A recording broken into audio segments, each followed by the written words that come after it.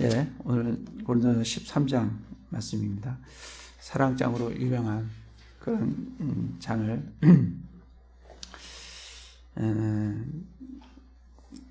고린도 교회에 가장 힘들고 어려운 고린도 교회에 또 사랑이 가장 없는 그런 교회에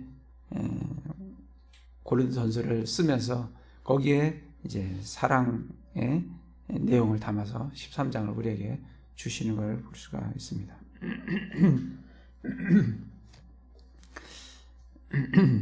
1절을 보면 내가 사람들의 언어들과 천사들의 언어들로 말할지라도 사랑이 없으면 소리나는 징과 울리는 꽹과리가 되고, 지금 1절부터 3절까지 계속해서 말씀하시는 게 사랑이 없으면 세 번이나 말씀을 해주십니다. 사랑이 없으면 사람의 언어들과 천사들의 언어들로 말하는 그런 놀라운 경험을 했다 하더라도 그 사랑이 없으면 소리나는 징과 울리는 꽹과리가 된다.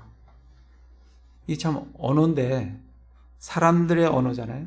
서로 대화를 나누고 서로 이해가 되고, 천사들의 언어도 서로 언어입니다. 서로가 이해가 되고 서로 의사소통이 되는 게 천사들의 언어입니다. 그렇게 천사들과 언어를 나누는 그런 경험을 했다 하더라도 사랑이 없으면 그건 소리에 불과하다. 전혀 의미 없는 그런 경험이다 라고 우리에게 말씀을 해주고 계십니다. 소리나는 징과 울리는 꽹과리가 되고, 정말 음악이라고 하면 그 음악은 우리 귀에 의미가 있고 들려지고 우리가 뭔가 이해가 되고 마음에 좋은 음악 같으면 정말 마음에 평온을 갖다 주고 그런 어떤 의미가 있지만, 그런 의미가 있는 언어들과 사람들의 언어와 천사들의 언어라 할지라도 그게 사랑이 없으면 정말 우리를 괴롭게 하는 소리에 불과하다라고 말씀을 해주고 계십니다.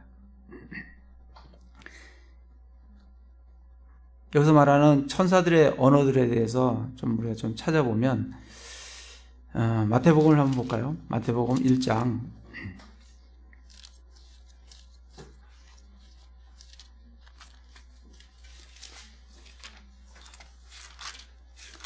1장에 보시면 1장 20절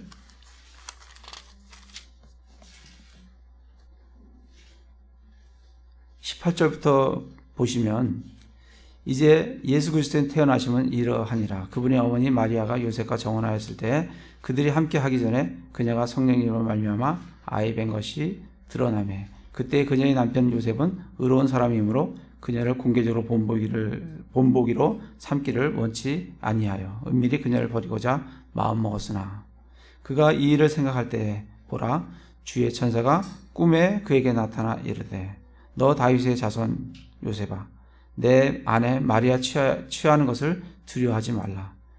그녀 안에 수태된 것은 성령님으로 말미암았느니라. 이 사람의 말은 우리가 이해되고 하지만 천사의 말이라고 해서 사람이 이해 못하는 것이 아닙니다. 지금 주의 천사가 나타나서 요셉에게 이해할 수 있는 말로 전달이 되어졌어요. 그게 천사의 말입니다. 천사의 말이 특별하게 무슨 우리가 알아들을 수 없는 무슨 응얼거리는 그런 말이 아니라 요셉에게 천사가 나타나서 천사의 말로 그가 분명히 알아들을 수 있도록 언어를 전달해 주는 걸 볼 수가 있습니다. 21절에 그녀가 아들을 낳으리니 너는 그의 이름을 예수라 하라. 이는 그가 자기 백성을 그들의 죄에서 구원할 것이기 때문이라 하니라. 이런 놀라운 경험을 하신 분도 있는지 모르겠지만 그렇게 한다고 하면 얼마나 놀랍겠어요. 주의 천사가 우리 각자에게 나타나서 우리에게 천사의 언어로 우리에게 딱 전달을 해주는데 우리가 그걸 다 알아듣고 그게 무슨 말인지 무슨 의미인지 그리고 나에게 뭘 전달해 주시는지 그걸 알아듣고 그런 경험을 했다면 얼마나 정말 놀라운 그런 경험이고 기쁘고 즐겁겠어요. 그런데 지금 성경에서는 그런 경험을 했다 할지라도 사랑이 없으면 소리나는 꽹과리와 소리나는 징과 울리는 꽹과리가 된다라고 우리에게 말씀을 해주고 있습니다. 그런 예는 창세기 19장에도 가면 창세기 19장을 가보겠습니다.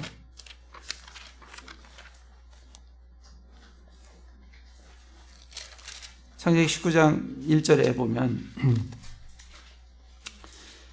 저녁 때 두 천사가 소돔에 이르렀어요. 천사입니다. 이 천사들은 늘 항상 남자의 모습으로 나타납니다. 그렇게 나타나서는 12절에 보면 그 남자들이 롯에게 이르되 그 남자들이 누구의 천사들이죠. 여기에 내게 속한 자가 더 있느냐 사위나 내 아들들이나 내 딸들이나 이 도시 안에서 내게 속한 것은 무엇이든지 그것들을 이곳에서 가지고 나가라.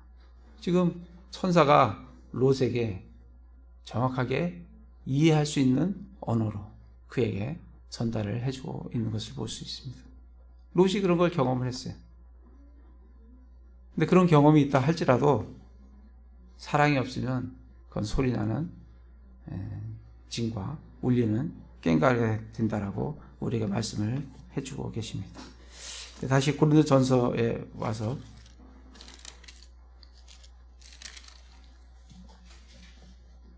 이 절에 보면 내가 대언하는 선물이 있고 모든 신비와 모든 지식을 이해하며 또 모든 믿음이 있어 산을 옮길 수 있을지라도 사랑이 없으면 내가 아무것도 아니에요. 여기서 대언하는 선물이 뭐겠습니까? 대언하는 선물은 앞에 우리에게 말씀을 해주셨어요. 12장 10절에 보면 다른 사람에게는 기적들 행함을, 다른 사람에게는 대언함을, 다른 사람에게는 영들 분별함을, 다른 사람에게는 여러 종류의 타언어들을, 다른 사람에게는 타언어를 통역함을 주셨으나 이게 우리에게 주신 선물이에요. 그 중에 선물 중에 하나가 대언하는 선물이에요. 대언한다는 것은 하나님의 말씀을 잘 이해해서 그 말씀을 잘 전달하는, 대신해서 하나님의 말씀을 전달하는 그 대언의 선물입니다. 그런 은사를 가지고 있는 사람들이 있죠. 그 대언의 선물이 있고 또 모든 신비와 모든 지식을 이해하며, 우리가 어떻게 모든 신비와 모든 지식들을 이해할 수가 있겠습니까? 에베소서에 가보시겠습니다. 에베소서에 가보겠습니다. 에베소서에 보시면 3장에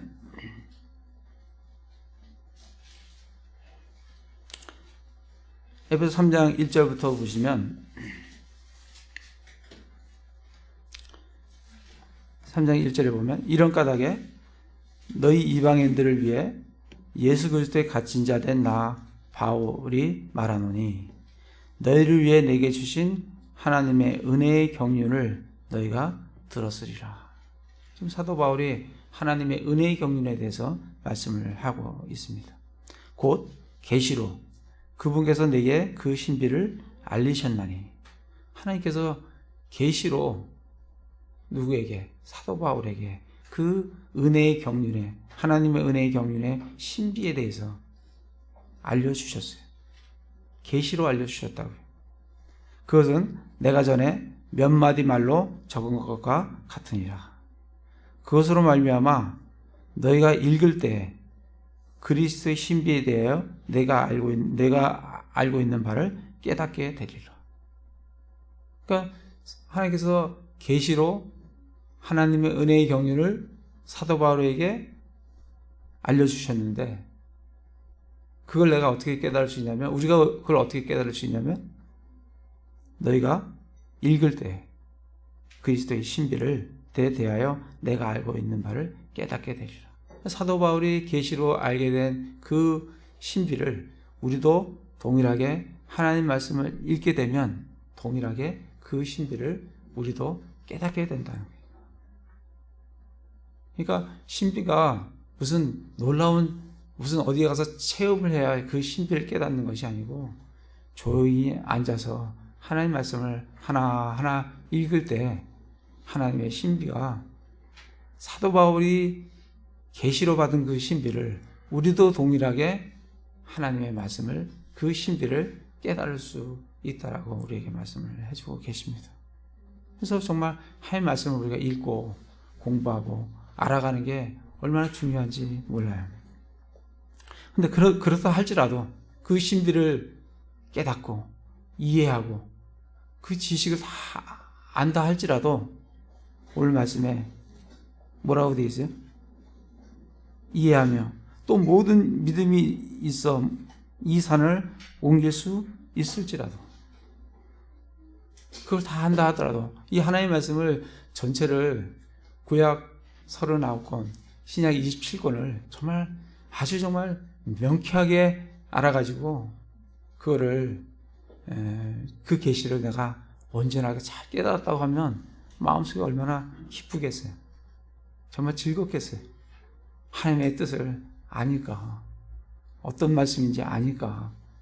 그런데 사랑이 없으면 내가 아무것도 아니요. 우리에게 그렇게 말씀을 해주고 계십니다. 그렇게 우리가 정말 그 놀라운 하나님의 말씀을 깨닫고 기뻐서 즐겁고 막 하지만 정말 사랑이 없다고 하면, 또 믿음이 있어서 정말 산이 옮겨질 만한 그런 믿음이 있다 할지라도 사랑이 없으면 내가 아무것도 아니요. 그렇게 우리에게 말씀을 해주고 계십니다. 3절에 보시면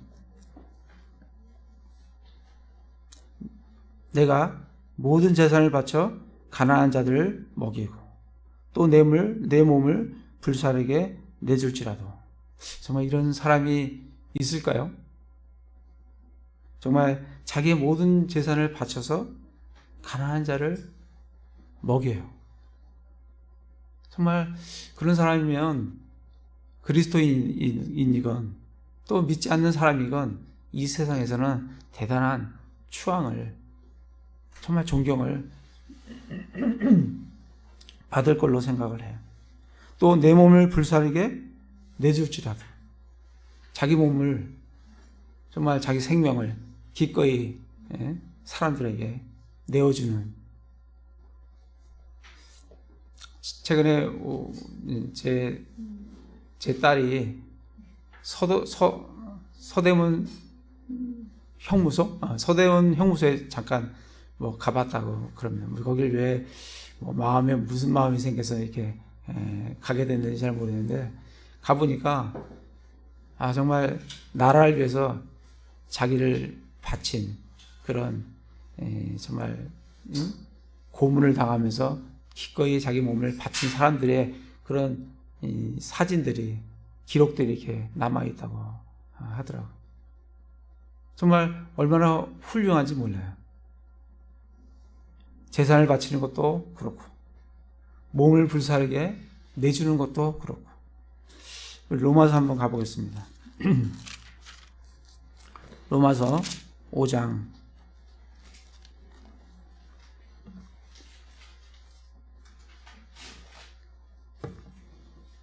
5장에 보시면 5장 6절에 보면 우리가 아직 힘이 없을 때 그리스도께서 정하신 때가 되어 경건치 않은 자를 위하여 죽으셨느니라. 의로운 사람을 위해 죽으려는 자가 거의 없고, 거의 없다잖아요. 진짜 죽을 만한 가치가 있는 의로운 사람, 그 사람을 위해서 죽을 만한 가치가 있다고 생각을 하는 사람도 있지만, 있다 하더라도 그걸 위해서 자기 목숨을 내놓는 사람이 거의 없다고 해요. 선한 사람을 위해 감히 죽고자 하는 자가 혹 있거니와. 선한 사람을 위해서 감히 죽고자 하는 사람이 혹 있어요. 성경에서도 그렇게 말씀을 하고 계십니다. 없다는 거예요. 거의 없다는 거예요. 근데 오늘 말씀에 내가 모든 재산을 바쳐 가난한 자를 먹이고 내 몸을 불사르게 내줄지라도, 그렇게 하는 사람이 거의 없는데 그렇게 하는 사람이 혹 있다 하더라도 사랑이 없으면 그것은 내게 아무 유익을 주지 못하느니라. 여기서 2절에 보면 사랑이 없으면 내가 아무것도 아니요. 3절에서도 보면 그것이 내게 아무 유익을 주지 못하느니라. 그게 영어로 보면 nothing이에요.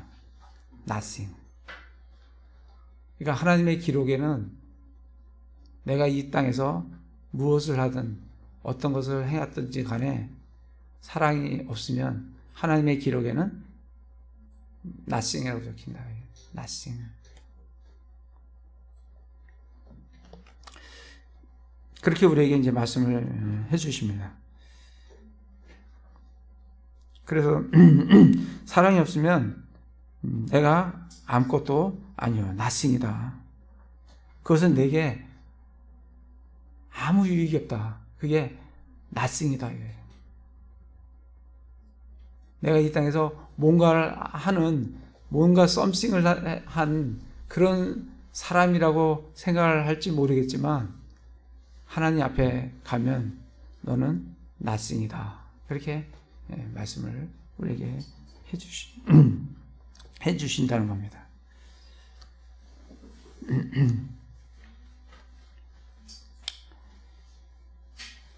그래서 사랑은 4절에 보면, 그러면서 이제 사랑에 대해서, 사랑의 정의에 대해서 정말 모르겠어요. 정말 사랑만큼 많이 들은 단어도 없는데 또 사랑에 대해서 사랑이 뭐냐고 이렇게 딱 정의를 내려보라고 하면 또 그것만큼 또 어렵게 정의할 수 있는 단어도 없는 것 같아요.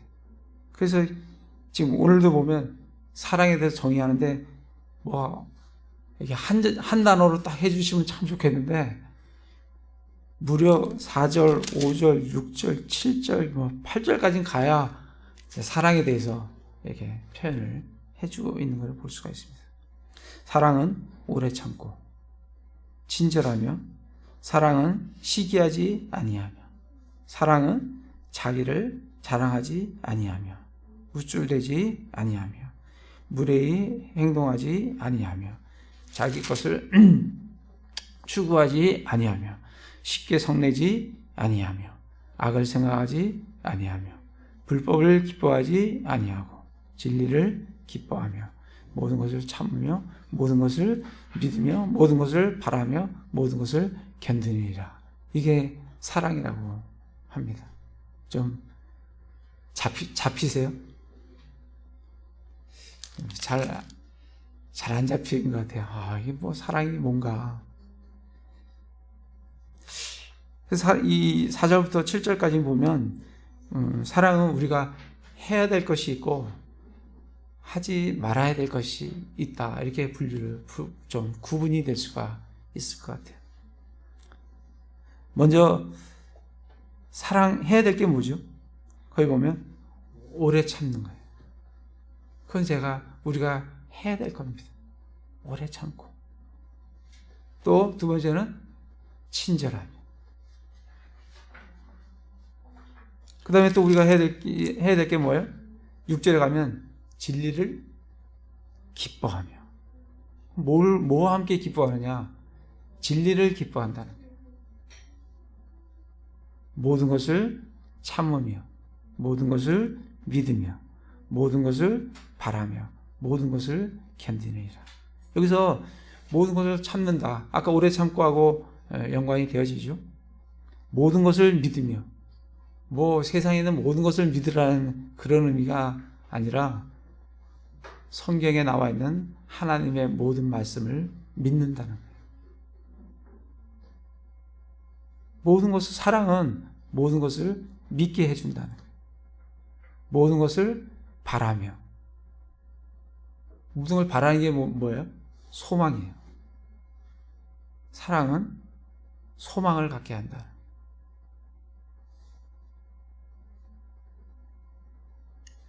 모든 것을 견디느니라.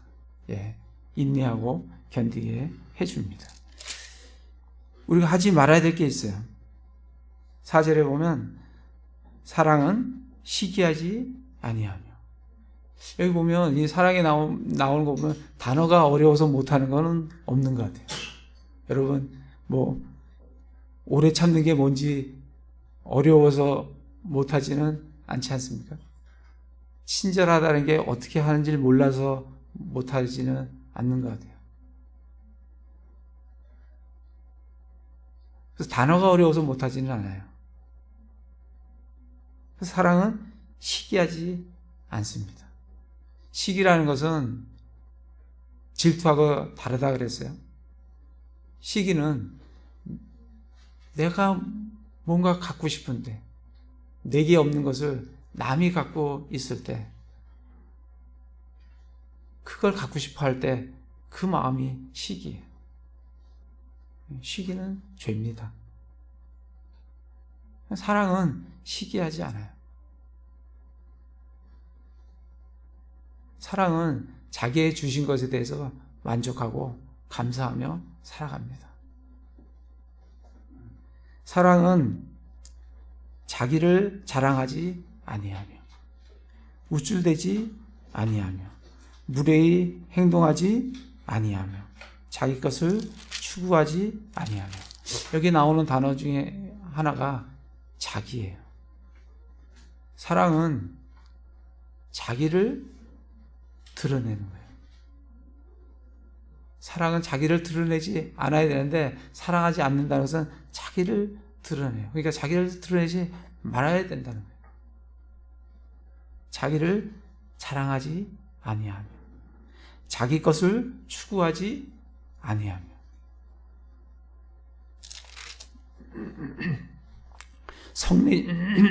쉽게 성내지 아니하며 악을 생각하지 아니하며 불법을 기뻐하지 아니하고. 그렇게 하지 말아야 될 것들이 있고 내가 해야 될 것이 있는 것을 보게 됩니다. 그래서 이 사랑을 이렇게 정의를 몇 절에 거쳐서 하니까 이 사랑이 쉽지가 않아요. 그래서 하나님께서 이 사랑을 하나의 본으로 우리에게 딱 보여주시고 제시를 해 주셨습니다. 요한일서 한번 가보겠습니다.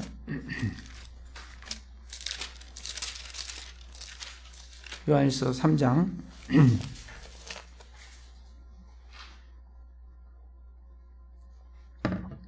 16절에 보면 하나님께서 우리를 위해 자신의 생명을 내놓으셨으므로. 그래서 사랑이 어려우니까 하나의 샘플을 탁 우리에게 제시를 해 주십니다. 하나님의 사랑은 이런 거다 보여주시는. 어떻다고요? 우리를 위해 자신의 생명을 내놓으셨으므로. 이게 사랑이다 라고 우리에게 보여주고 계십니다. 이로써 우리가 그분의 사랑을 깨닫나니, 그걸 볼 때 우리가 하나님의 사랑이 이런 거구나 하고 우리가 깨달게 해주신다는 거예요. 그래서 우리가 형제들을 위해 우리의 생명을 내놓는 것이 마땅하니라. 저는 이 말씀 읽을 때 앞에는 좀 이해가 되겠는데, 형제들 위해 우리의 생명을 내놓는 것이 마땅하다고 그러잖아요. 목에 탁 걸리는 것 같아요. 야, 이거 생명을 어떻게 내놓을 수 있지? 근데 하나님의 사랑은 자기의 생명을 내놓으면서 그거를 깨달으면서 하나님 사랑이 어떻다고 깨달게 되면 뒤에 것이 된다는 거예요. 그래서 마땅하다고 그렇게 우리에게 말씀을 해주고 계십니다. 요한일서 4장 그 옆에 가서 4장에 보시면 4장 7절부터 보면 사랑하는 자들아 우리가 서로 사랑하자. 사랑은 하나님께 속한 것인즉 사랑하는 자마다 하나님께 나서 하나님을 알고 사랑하지 아니하는 자는 하나님을 알지 못하나니 이는 하나님이 사랑이시기 때문이라. 그러니까 하나님을 알기 위해서는 뭘 해야 된다고요? 사랑을 해야 하나님이 어떠한 분이신가라는 것을 깨닫는다. 9절에 보면 하나님께서 자신의 독생자를 세상에 보내사 우리가 그분을 통해 살게 하셨은즉 이것 안에서 하나님의 사랑이 우리를 향해 나타납니다.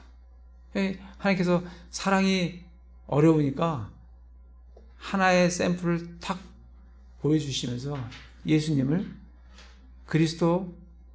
예수 그리스도를 우리에게 탁 보내주셔서 그분을 통해 우리를 살게 하시고 그분 안에서 하나님의 사랑이 우리를 향한 하나님의 사랑이 이런 거다라고 우리에게 보여주셨습니다. 10절에 우리가 하나님을 사랑하지 아니하였으나 우리는 하나님을 사랑하지를 않습니다. 사랑하지를 않았어요. 그러나 그분께서 우리를 사랑하시고 자신의 아들을 보내사 우리의 죄들로 인한 화해헌물로 삼으셨느니 여기에 사랑이 있느니라. 그러니까 우리는 하나님께 대해서 하나님께 전혀 사랑하지 않는데 사랑하지 않는 사람을 향해서 자신의 아들 예수 그리스도를 보내주시고 그분을 십자가에 달려 죽게 하시는 생명을 내놓으시면서 이것이 너희를 향한 나의 사랑이다라고 우리에게 사랑을 딱 보여주시고 제시해 주셨다는 겁니다. 그걸로 통해서 우리가 하나님의 사랑이 어떤 거다라고 깨닫게 되고 그걸 통해서 사랑이 뭐구나 하는 것을 우리로 하여금 알게 해 주셨다는 겁니다. 로마서를 가보겠습니다.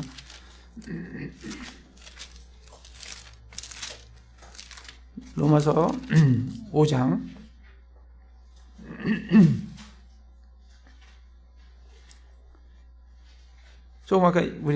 조금 전에 우리가 읽었던 대로 우리가 아직 힘이 없을 때 우리 여기서 힘이 없다는 것은 육신적으로 연약해서 진짜 나약해서 병자라서 그런 힘이 없는 게 아니고 우리가 이 육신의 욕구를 이길 힘이 없다는 거예요. 죄인이라 이 육신을 감당할 수 없는 연약함이 우리에게 있다는 겁니다. 그렇게 힘이 없어요. 힘이 없을 때 그리스도께서 정하신 때가 되어 경건치 아니하는 자를 위해 죽으셨느니라. 그러니까 하나님께서 정말 의로운 사람, 하나님을 사랑하는 사람, 정말 선한 사람, 어떤 가치가 있는 사람을 위해서 하나님께서 자기의 목숨을 내놓으셨다고 하면 그건 나름대로 의미가 있다라고 생각이 듭니다. 그런데 우리가 아직 힘이 없을 때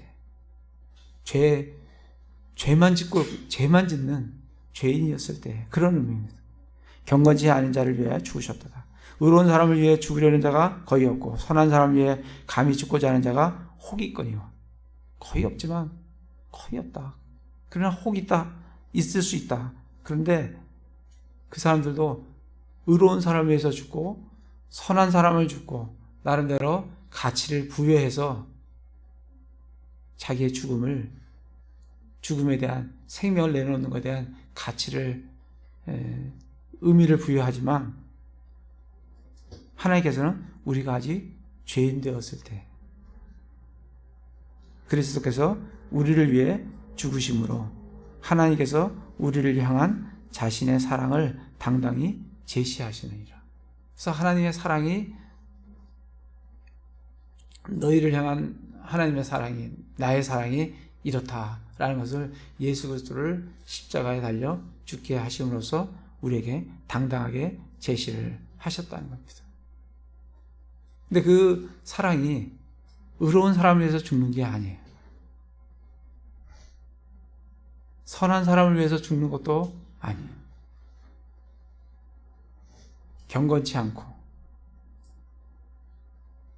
죄로 가득 차서 죄밖에 지을 것이 없는 그런 죄인을 위해서 죽으셨어요.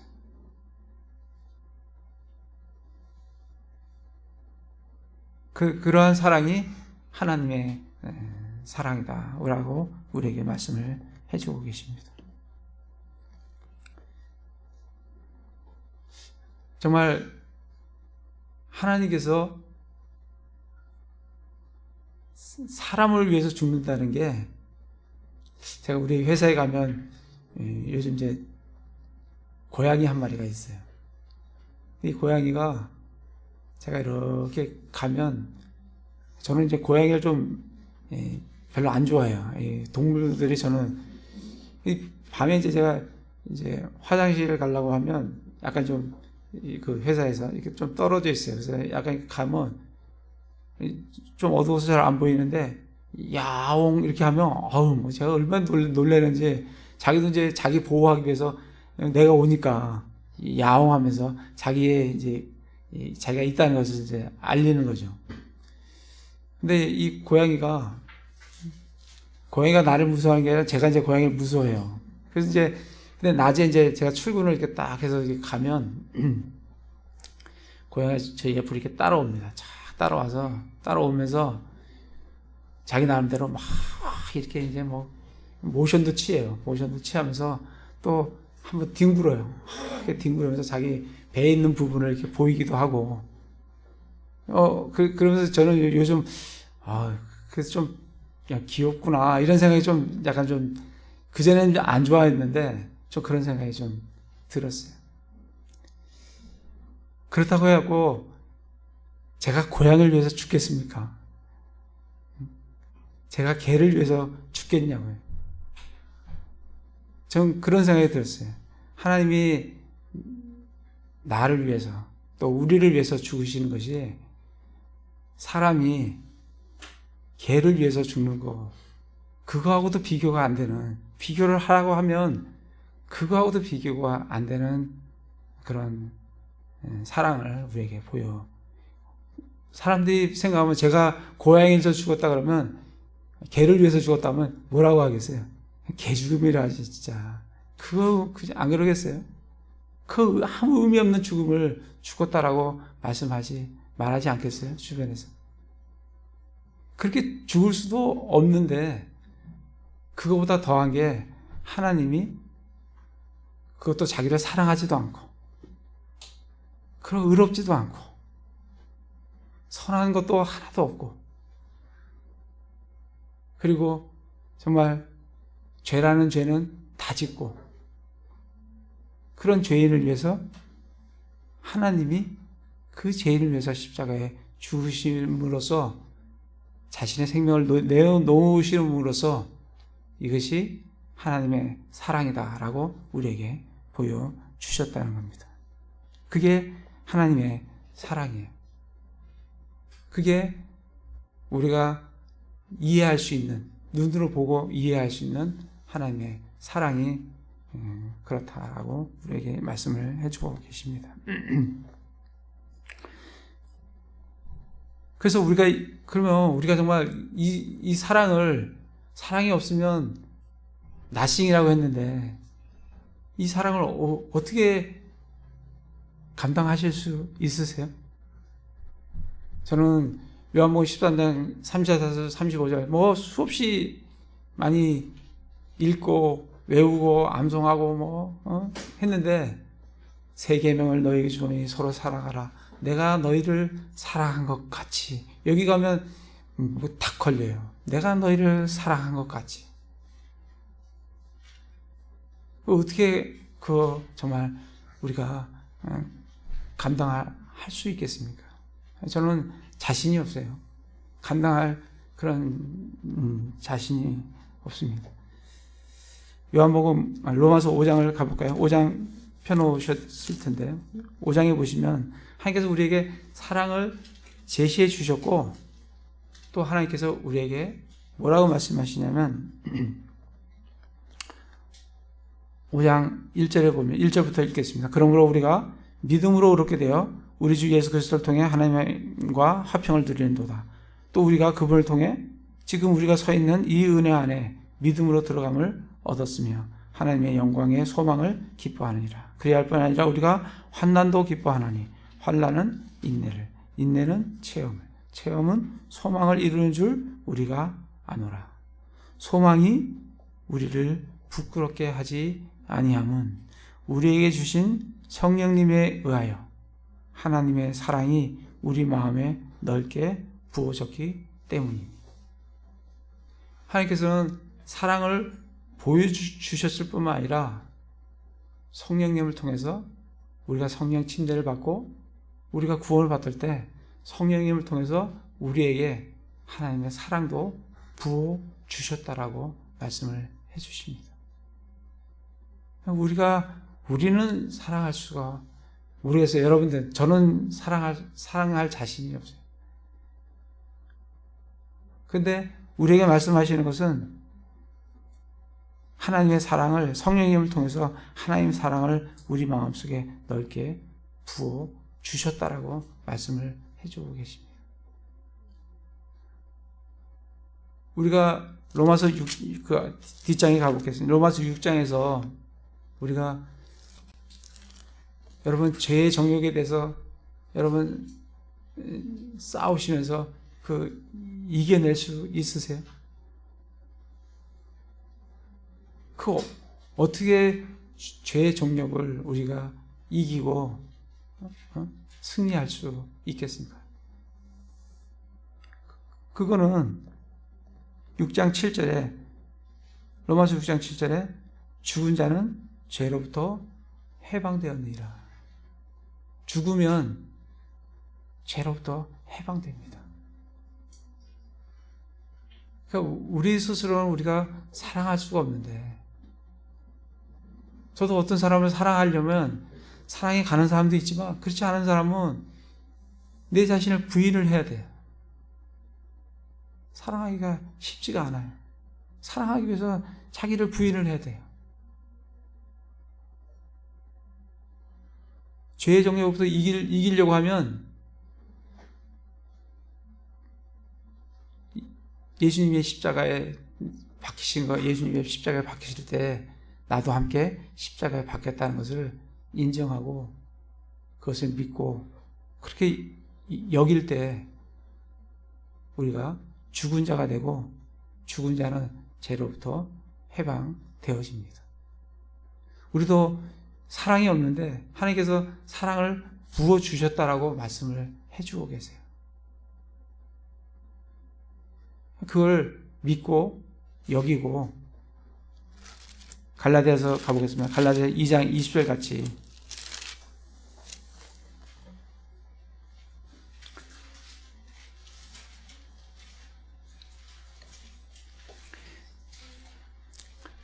우리 수없이 많이 읽었던 그런 말씀입니다. 내가 그리스도와 함께 십자가에 못 박혀 있으나, 이 십자가에 내가 못 박혀 있다는 것을 우리가 알고 깨달으면 그럼에도 불구하고 사노라. 내가 죽었어요. 근데 내가 삽니다. 근데 내가 아니요, 그리스도께서 내 안에 사신다고요.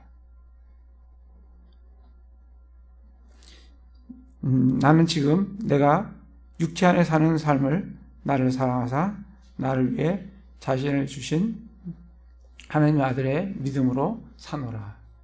그렇게 말씀을 하십니다.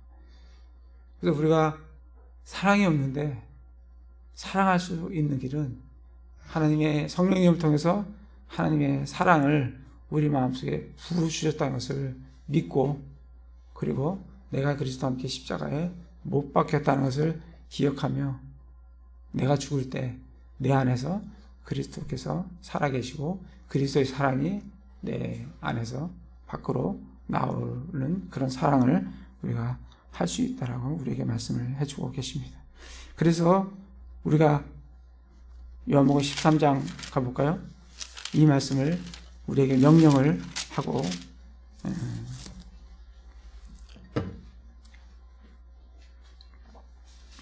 요한복음 13장 34절 35절 우리에게 명령을 하세요.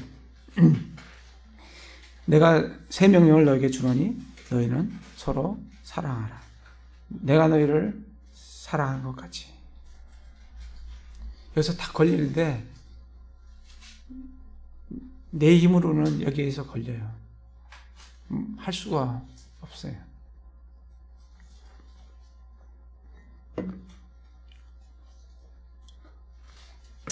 내가 너희를 사랑한 것 같이 너희도 서로 사랑하라. 너희가 서로 사랑하면 이로써 모든 사람이 너희가 내 제자인 줄 알리라. 그렇게 우리에게 말씀을 해주십니다. 그래서 정말 내가 그리스도와 함께 십자가에 못 박혔다는, 그리고 하나님 성령님을 통해서 하나님 사랑을 내 마음속에 부어주셨다는 것을 우리가 믿고 여기고 내 자신이 예수님과 함께 십자가에 못 박혔다는 것을 기억할 때에 우리가 요한복음 13장 34절 35절 말씀을 우리의 힘이 아니라 내 안에 사시는 예수 그리스도의 능력으로 이 말씀에 순종할 수 있다라고 우리에게 말씀을 해주고 계십니다. 다시 고린도전서에 가서 8절에 보시면 사랑은 결코 없어지지 아니하되 대언은 있다 해도 없어질 것이요 타언어들도 있다 해도 그칠 것이며 지식도 있다 해도 사라지리라. 사라지는 게 있어요. 영원히 있는 게 있고 사라지는 게 있다. 사랑은 결코 없어지지 않는다라고 말씀을 해주십니다. 13절에 보시면 믿음, 소망, 사랑 이 셋은 항상 있으나 그건 사라지지 않아요. 항상 있으나 이것들 중에 가장 큰 것은 사랑이다. 이렇게 말씀을 해주고 계십니다. 항상 있는 게 있고 사라지는 게 있어요. 대언은 있다 해도 사라져요. 타언어들도 있다 해도 그쳐요. 지식도 있다 해도 사라지리라. 그렇게 말씀을 합니다. 이 타언어는 개역성경에서 얘기하는 방언을 얘기를 하는 겁니다.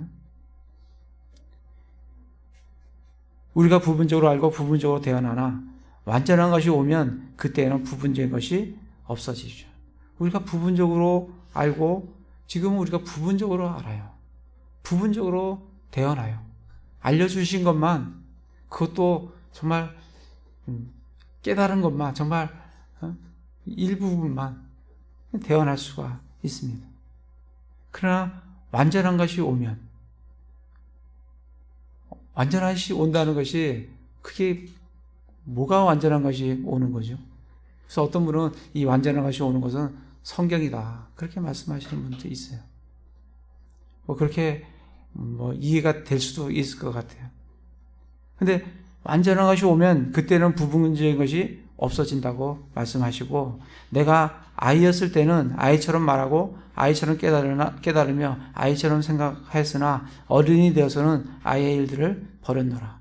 우리가 지금은 거울을 통해 희미하게 보나, 이 지금과 완전한 것이 올 때, 그때하고를 지금 비교를 쫙 계속 하고 있는 겁니다.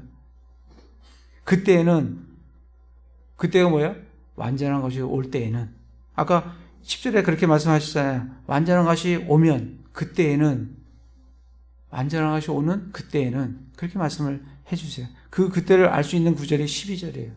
우리가 지금은 거울을 통해 희미하게 보나 그때에는, 그때가 언제라고요? 완전한 것이 올 그때에는. 이해되시죠? 얼굴을 마주 대하여 보며 내가 지금은 부분적으로 아나, 지금은 부분적으로 알아요. 그러나 그때에는 주께서 나를 아시는 것이 나도 알리라. 우리 언제 주께서 나를 아시는 것이 내가 주님을 완전히 알게 됩니까?